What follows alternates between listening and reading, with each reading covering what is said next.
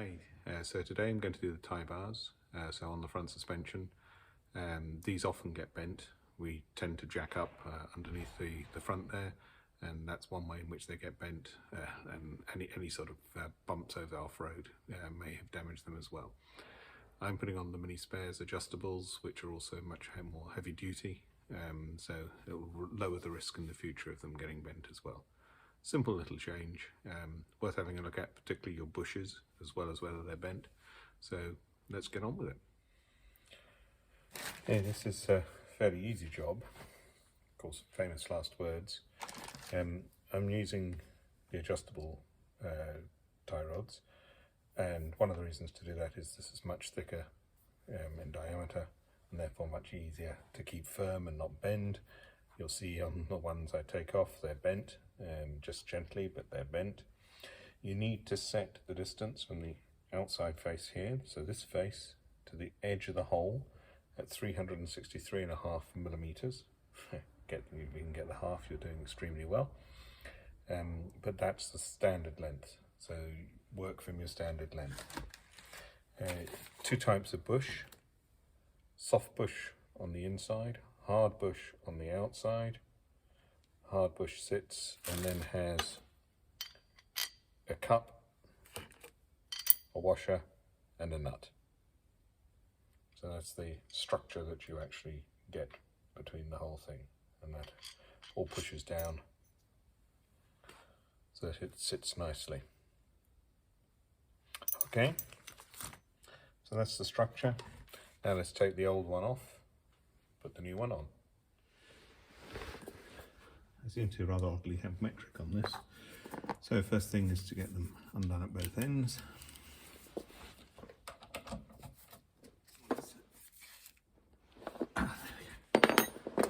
Finally, I've got that to a point where it's moving.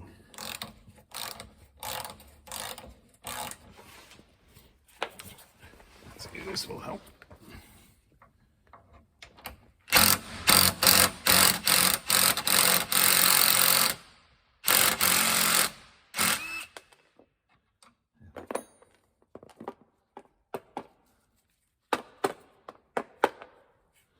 What I was going to say is just be careful about taking it out before you undo this end. That's not going to be easy to take out. So get this end undone.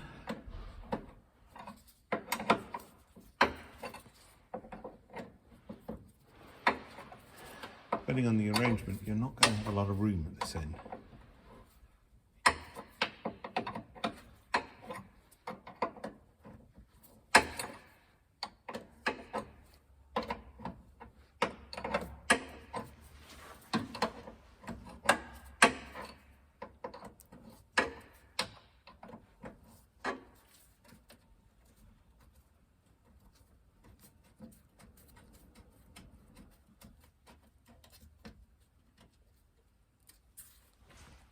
This is fine.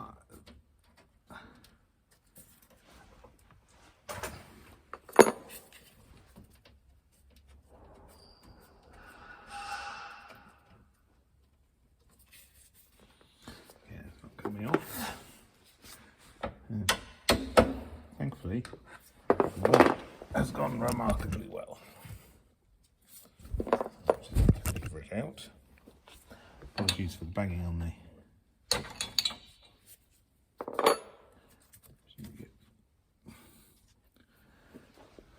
something just to drift it out from underneath.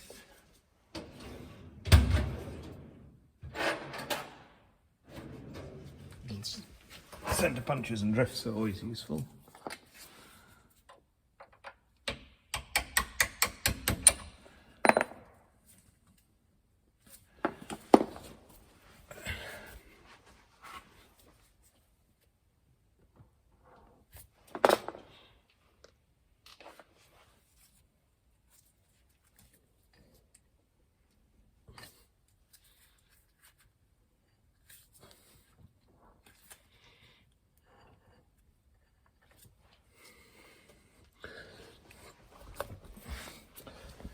Your garter here just gets in the way.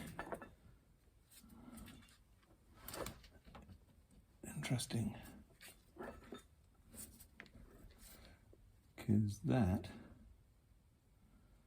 that's fixed in terms of its relationship, so I most probably just need to drop it there just to be able to take that off. Okay.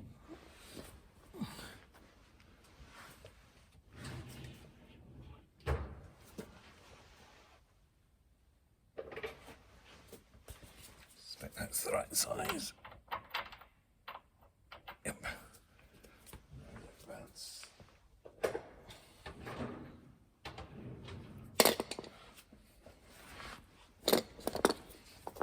so I was not expecting to have to drop the lower arm, but it looks like I have to just a bit.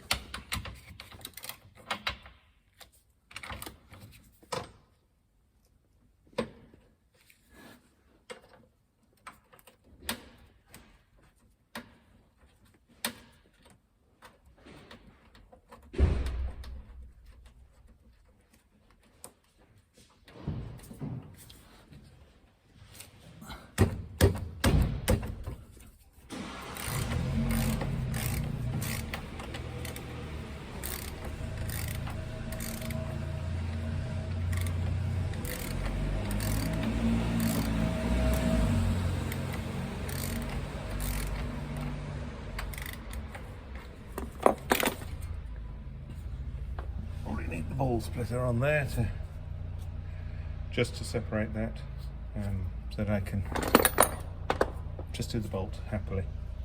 You'll notice while I'm here the lovely gentle bend.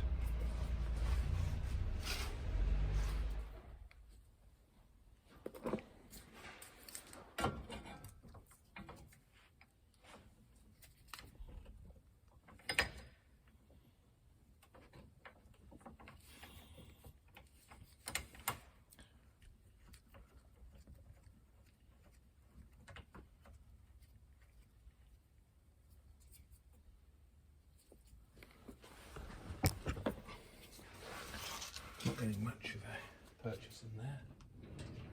16th spanner. No, it's not 9/16. No.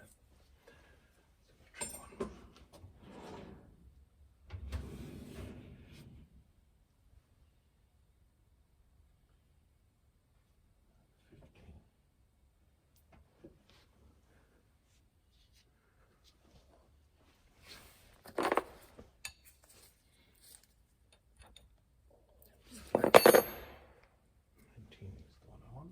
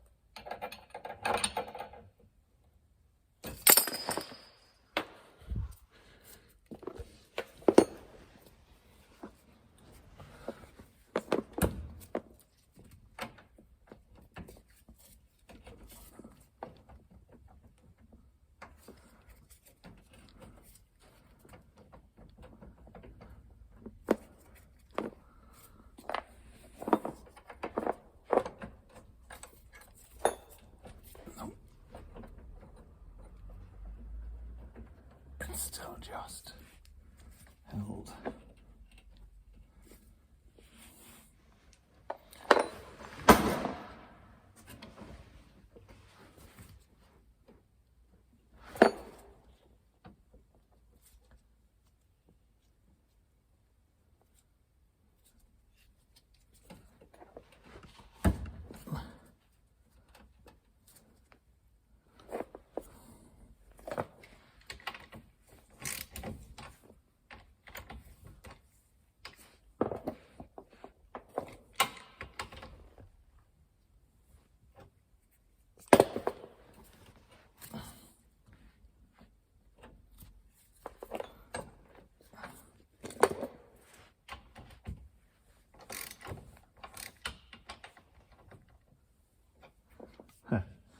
Now I've got a catch-22 here because I've dropped it, but not by enough to get it off, and now this is spinning. Going to get the pressure back on to be able to just drop it that last bit. You just go off camera while I jiggle all the stuff around to do that. So that's the old one off. You can see approximately only up at that end, and pretty well lining up in terms of that. But you see the big bend in the bar, not quite straight, and compare the size to the new one, so you see why we make the change. Those of you who have seen me do other things, you'll know I love copper grease, because when you come to undo things, it's so much easier. So some copper grease on the threads. And some copper grease on the 3-bolt. And though I had a problem in terms of space available, whoever had previously put this together had used copper grease, so that was one of the reasons that came out so nice and simply.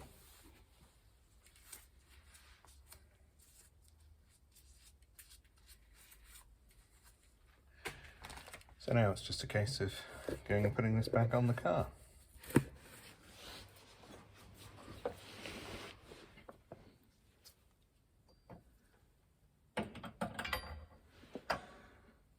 So, it's just the arms in the way to be able to see all these things.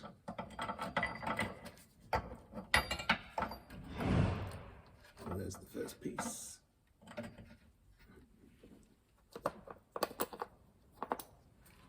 What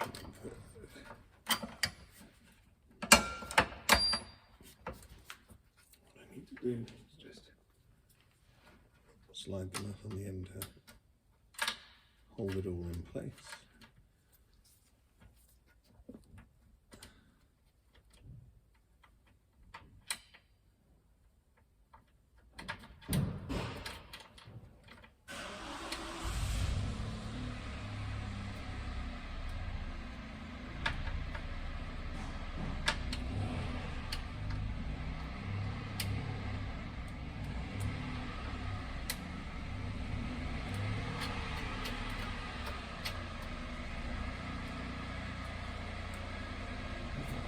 That's the nut again.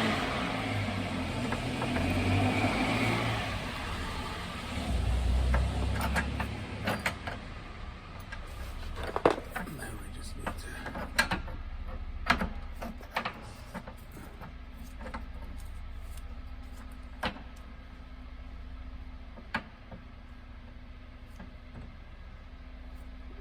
that's tight. Okay.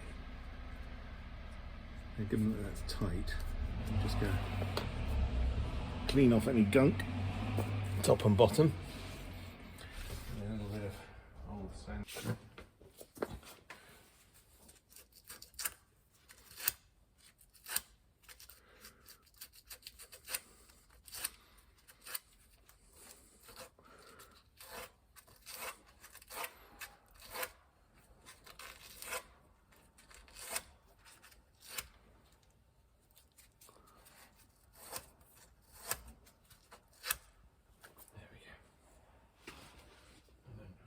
So, just a smidgen.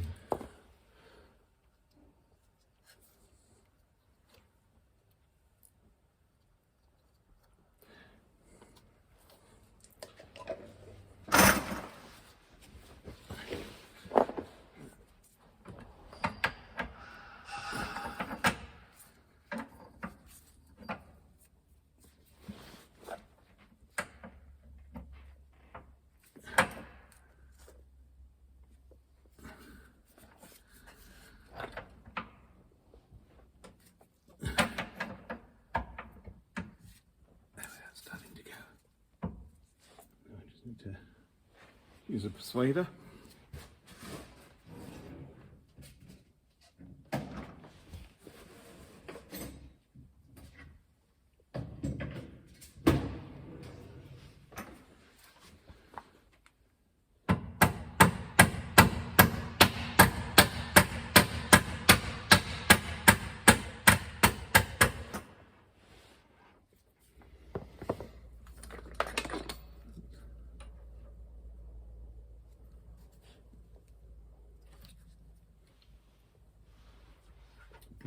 through, but not properly.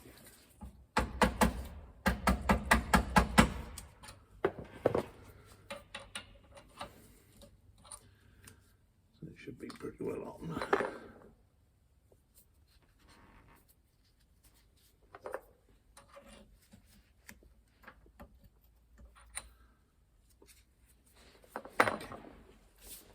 Let's just try that. That's near enough.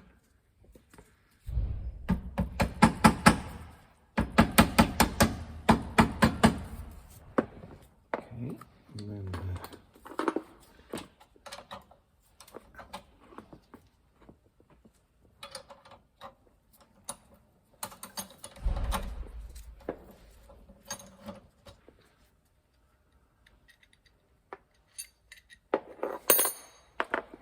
now, putting that in, so as I pull that down, it doesn't move.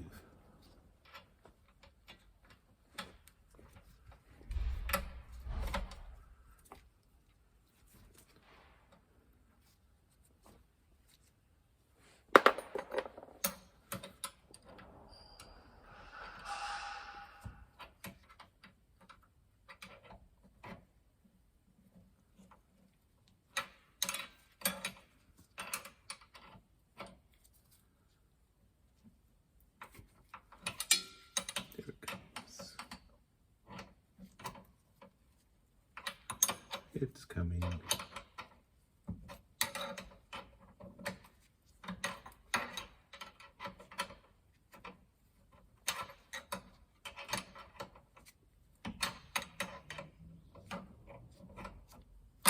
There we go. And that's then down there. That's on at the top. And now it's just a case of tightening everything up, including that. And then it's all done. Now in theory there's a torque on top and bottom. I'll just check what that is for you. The top one's impossible to put a torque on. It's okay when you've got the subframe out, but when the subframe's in place, if you can put a torque on that, you're a genius. So just torque them up at the end. I'll tell you what that is at the end, just to, when I come back when I've finished it off. Okay. There you are, all in place. Just needs those final torque settings put on, and then we're good. So it should be only 33 up at the top end, up there, and 27 down here. So they're sort of mechanic tight and a bit more. That's it.